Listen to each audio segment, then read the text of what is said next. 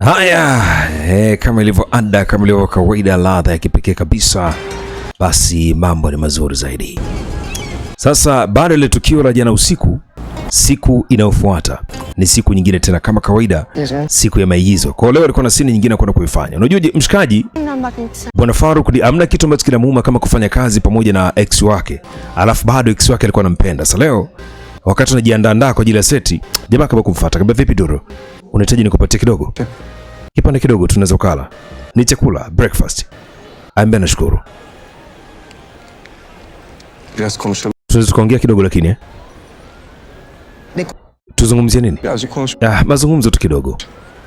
Mwamba anafanya juu chini kwa ajili ya kuweza kurudisha mahusiano yaliyopotea, lakini bado imekuwa ni ngumu. Benim annem ve babamın çok kötü bir evlilik. Anasema mamangu na babangu walikuwa na ndoa mbaya sana kwetu sisi. Kwa hiyo nimekulia katika familia ambayo haina furaha kabisa, unajua. Kwa miaka mingi katika nyumba nilihisi kwamba kuna vipande vya vioo vimevunjikia ndani ya moyo wangu. Sonra işte onlar boşandılar. Baada ya hapo wakatalakiana baina ya mama pamoja na baba. Ben evliliğimizi aslında o yüzden. Na sababu nikataka kuweza kusogeza mbele ndoa yetu. Kabusun içine sürüp. Sikutaka nikuingize katika jinamizi ambalo sijui ningeweza kuepusha nalo vipi. Her çocuk ailesinden izler. Kwa sababu kila mtoto anabebaga historia za familia yao. Kaçtım yani. Na sababu nilijikuta nimekimbia.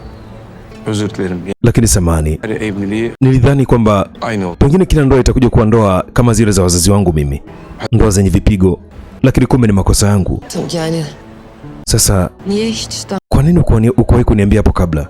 Nilishindwa kwa sababu kuna baadhi ya vitu sio rahisi kuweza kuviongea na unaweza ukavibeba tu ndani ya moyo wako, lakini kumwambia mtu mwingine ni ngumu.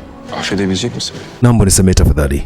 Sen beni affedebilecek misin? Kwani wewe unaweza kunisamehe mimi? Anlamadım. Sijawahi kujua. Aradip duruyorum evlilik diye. Hiç zaman. Nimekuwa nikiendelea kusisitiza ndoa. Wakati huo naona kwamba ndoa sio kitu sahihi. Bilmiyordum. Akaambia samahani, mimi nilikuwa sijui kuhusiana na hilo. Binti kama kuondoka zake. Duru akaambia samahani, mimi siwezi kujumuika na ndoa na mtu ambaye ananificha mambo. Duru. Jamaa namfuata mwanadada popote pale anapoenda azungumze naye, lakini mwanamke kakaza. Duru. Binti kavuka barabara kasepa. Jamaa kuangalia barabara ikapigwa moja nzito. Allo. Binti alisikia ile sauti.